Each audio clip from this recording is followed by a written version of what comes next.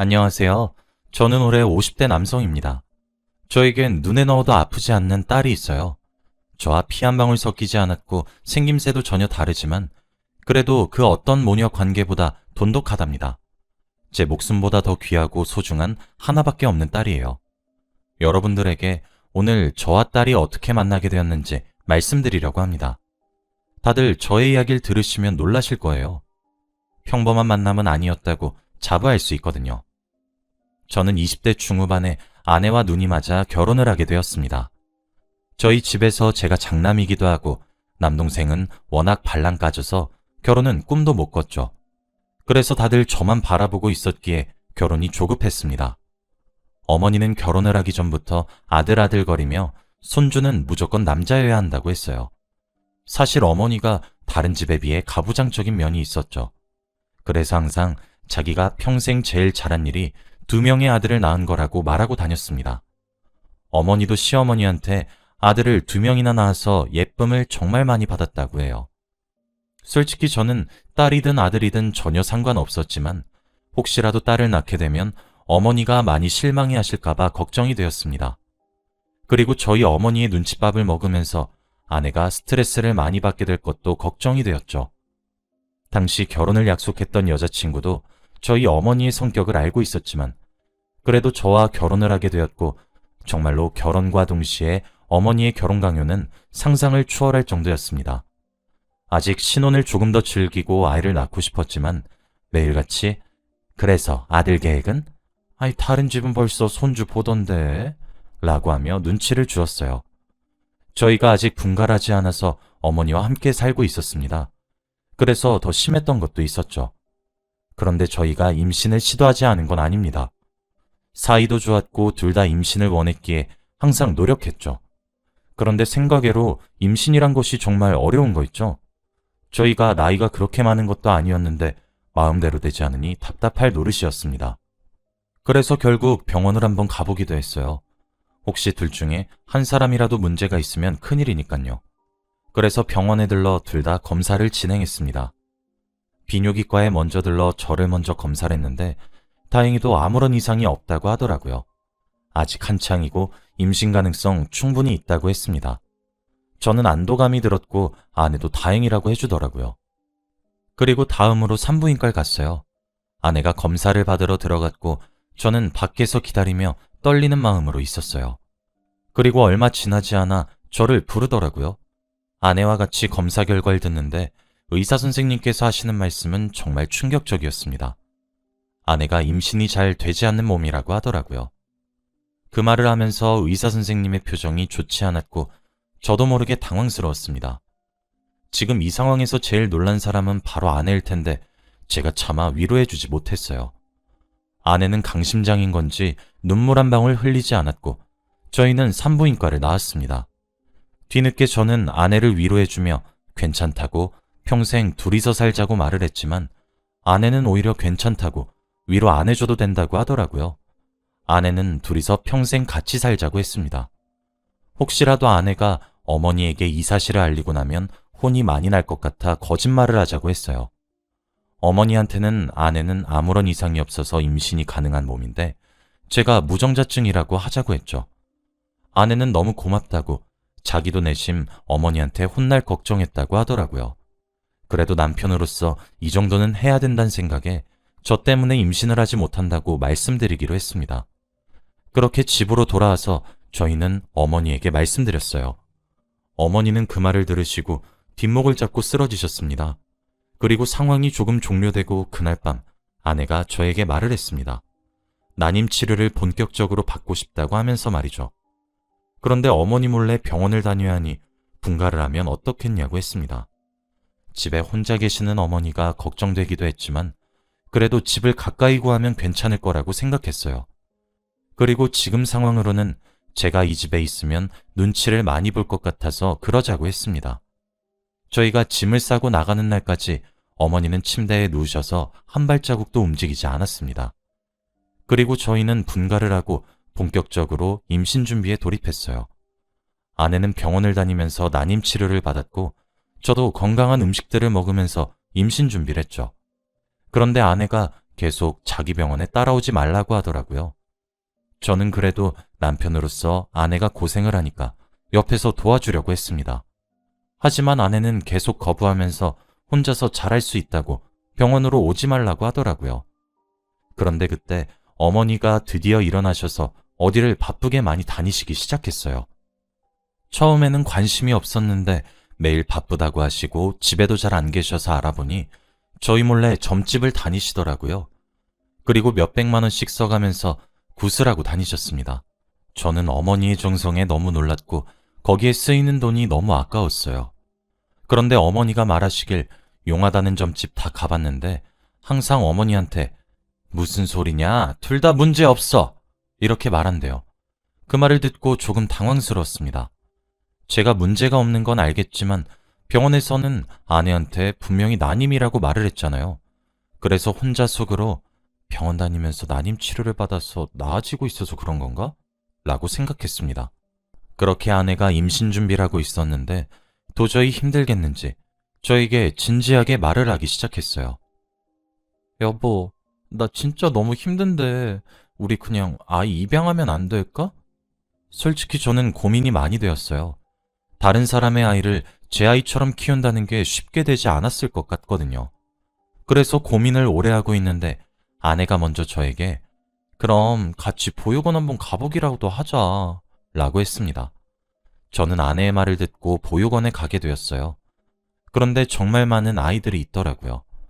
아내와 같이 보육원에 갔는데 한 아이가 아내 보고 갑자기 엄마! 라고 하며 뛰어와 안겼습니다. 저는 왜 엄마라고 하는지 당황스러워서 아내를 쳐다보고 있는데 아내가 제 눈치를 살피면서 사실 내가 여기 봉사활동을 자주 오는데 그럴 때마다 나한테 엄마라고 해 라고 했죠. 아이는 3살 정도 되어 보였고 여자아이였는데 너무 귀여웠습니다. 그러면서 아내가 그 아이한테 인사해 아빠야 라고 했죠. 그 아이는 웃으면서 제게 아빠! 라고 하며 안겼고 저는 그때 심장이 쿵쾅 뛰었습니다. 그때 마치 이 아이의 친아빠가 된 기분이더라고요. 저한테 자식이 생긴다면 이런 느낌일까 싶었습니다. 그때 마치 세상이 멈춘 기분이 들었고 그때 이 아이를 입양하기로 결정했던 것 같아요. 다른 사람의 아이여도 이렇게 사랑스럽고 저를 너무 좋아하는 아이를 보는데 제 친자식처럼 키우고 싶었습니다. 어느 아빠와 비교되지 않게 아이한테 잘해줄 수 있을 것만 같았어요. 저는 그 자리에서 아내에게 우리 이 아이 입양하자 라고 했고 아내는 너무 좋아했습니다. 아내는 저의 선택에 놀랐고 너무 기뻐했어요. 그렇게 아이를 입양하기로 하고 집에서 어머니에게 말씀드렸죠. 입양하기로 했으니 돈 몇백만 원씩 쓰면서 구타로 다니는 거 그만하라고 했어요. 어머니는 한 번 더 뒷목을 잡으셨고 입양하려고 하는 애가 여자아이인 것을 알고 더 쓰러지려고 하셨습니다. 그래도 저와 아내는 고집대로 했고 결국 아이를 입양하고 집에 데리고 왔죠. 방도 예쁘게 꾸며주고 정말 친딸처럼 살뜰히 보살펴 주었습니다. 딸이 부침성도 좋아서 저와 금방 친해질 수 있었어요. 시간이 지날수록 입양했다는 사실은 까맣게 잊은 채로 화목한 가족이 되었습니다.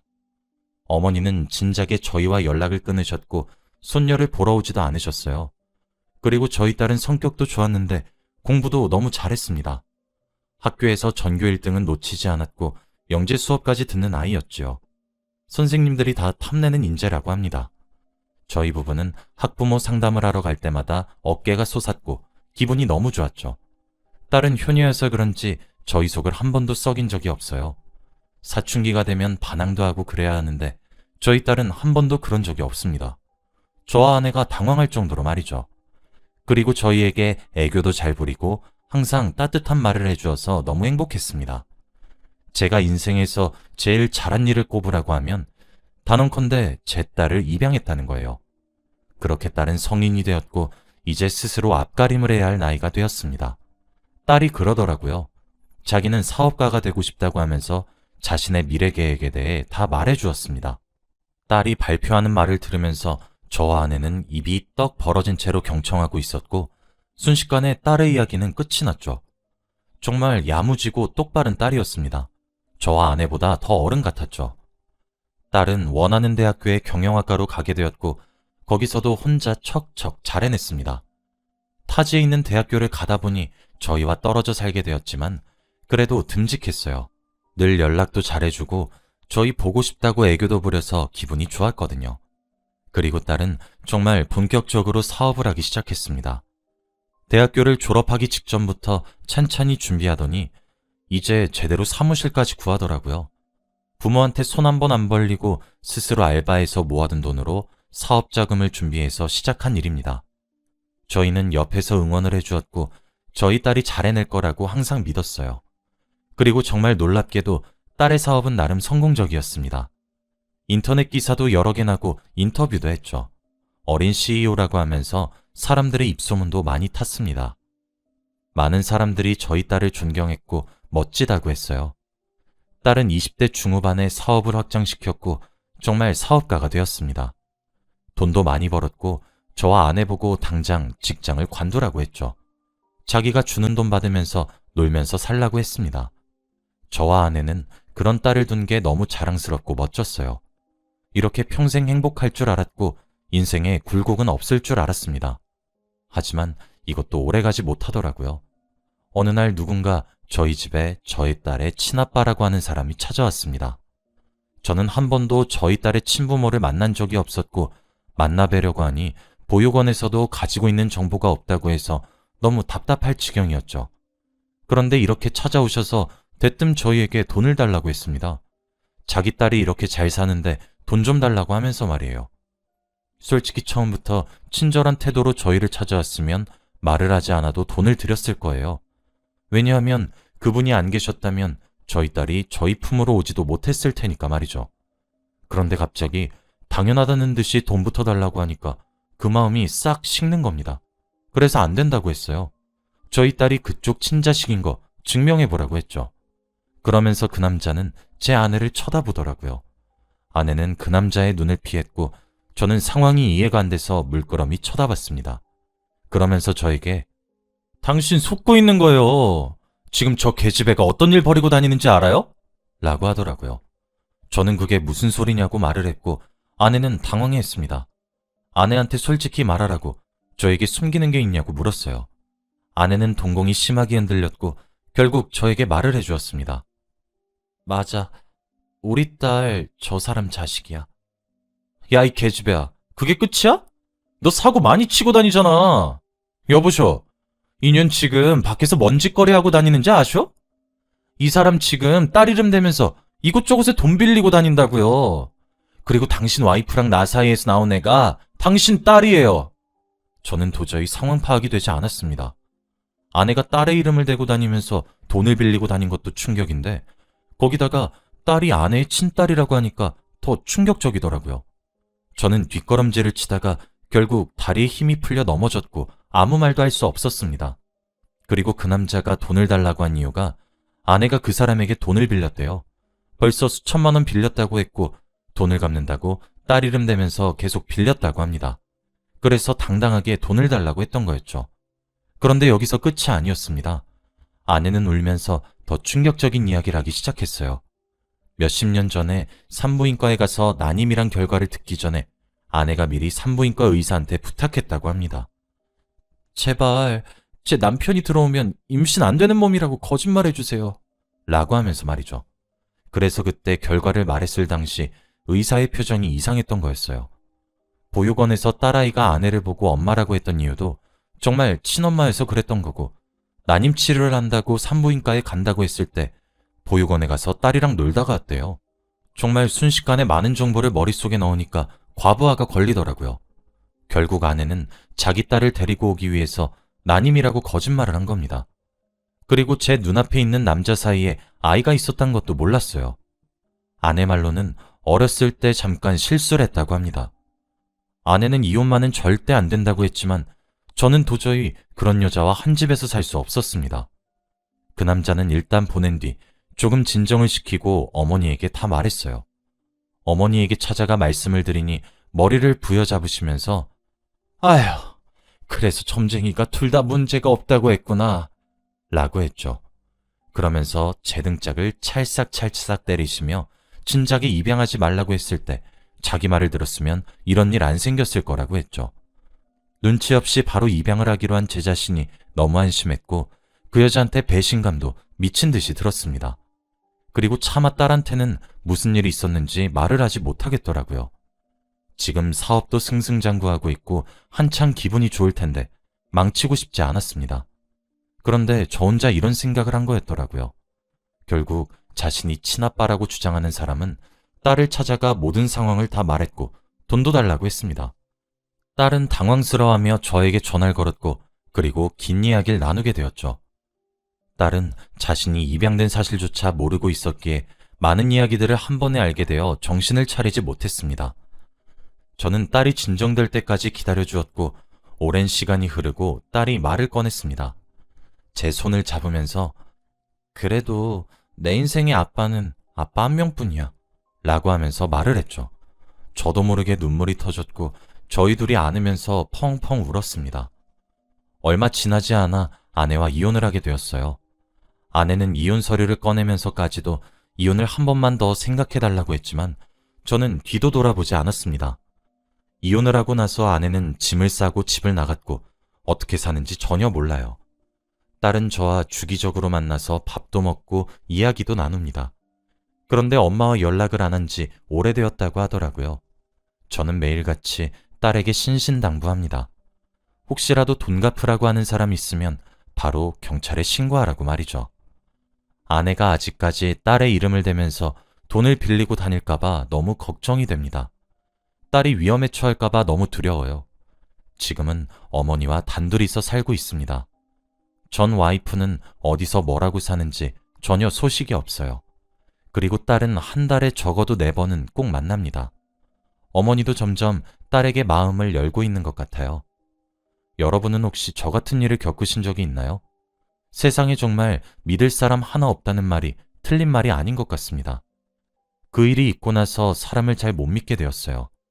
저보다 어린 나이에 많은 일을 겪게 된 딸에게 미안할 따름입니다. 저의 이야기는 여기까지입니다. 들어주셔서 감사해요.